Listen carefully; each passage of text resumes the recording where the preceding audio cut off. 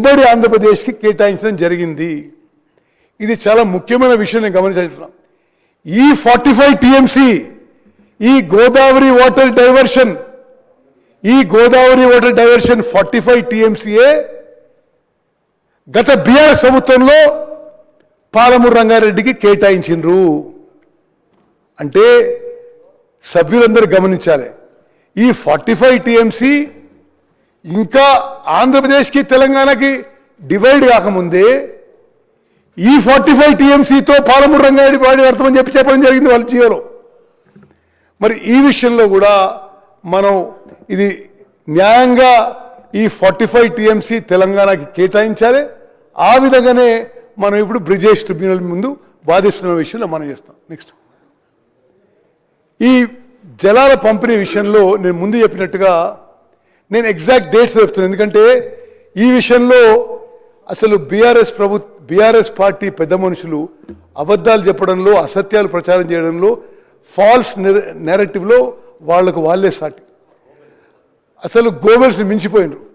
Joseph Goebbels కంటే వీళ్ళు చాలా మరి అతిథులు అయిపోయినారు. అంటే నేను ఎందుకు డేట్స్ టైము ఎవరు అటెండ్ చేసి చెప్తున్నా అంటే అసలు నేను చేయలేదంటారు వాళ్ళు. ఇప్పుడు 18th 19 జూన్ 25 ఆ రోజు irrigation principal secretary SK Joshi attend అయ్యి ఆంధ్రాకి 512 ఇవ్వండి, మాకు 299 కావాలని రాసిచ్చాడు.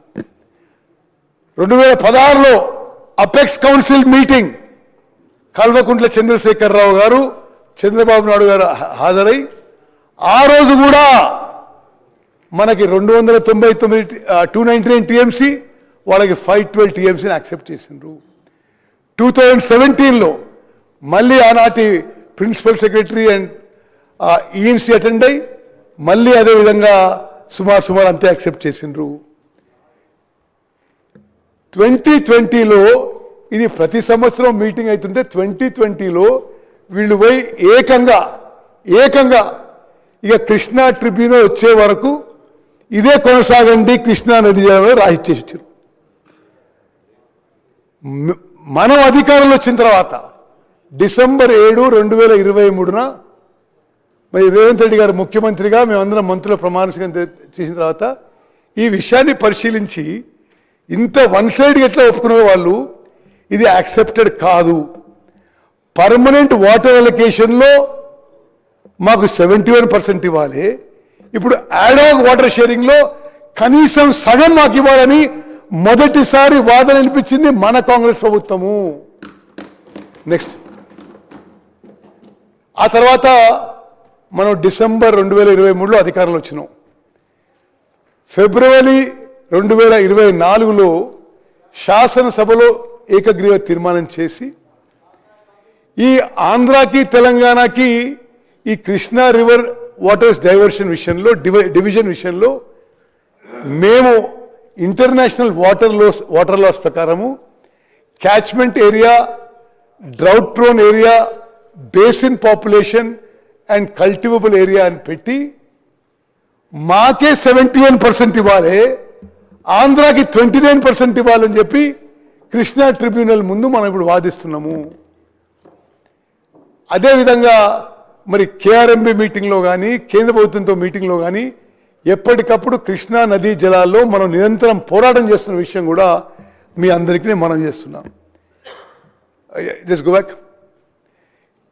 మార్చ్ 2025లో నేను, ముఖ్యమంత్రి గారు, కేంద్ర జలవనరుల మంత్రి సిఆర్ పాటిల్ గారిని కలిసి కృష్ణా నదీ జలాలు డివిజన్ అయ్యే ఈ సమయంలో మాకే 71% రావాలి, ఏ విధంగా 71% రావాలి అని ఎక్స్ప్లెయిన్ నోట్తో ఇచ్చి KWDT2 జస్టిస్ బ్రిజేష్ ట్రిబ్యునల్కి మీరు వేగవంతం చేయాలని చెప్పి కూడా, ఎక్స్పెడైట్ చేయాలని చెప్పి కూడా రిక్వెస్ట్ చేయడం జరిగింది.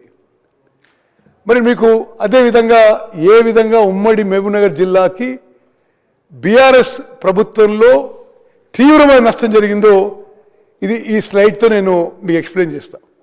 ఇది చాలా సింపుల్గా కింద ఫిగర్ చూడండి మీరు, లాస్ట్ ఫిగర్స్ గ్రాండ్ టోటల్. మరి సభ్యులందరూ లాస్ట్ ఫిగర్స్ గమనించాలి. అంటే జూరాల కాంప్లెక్స్ నుంచి వివిధ ప్రాజెక్టులకి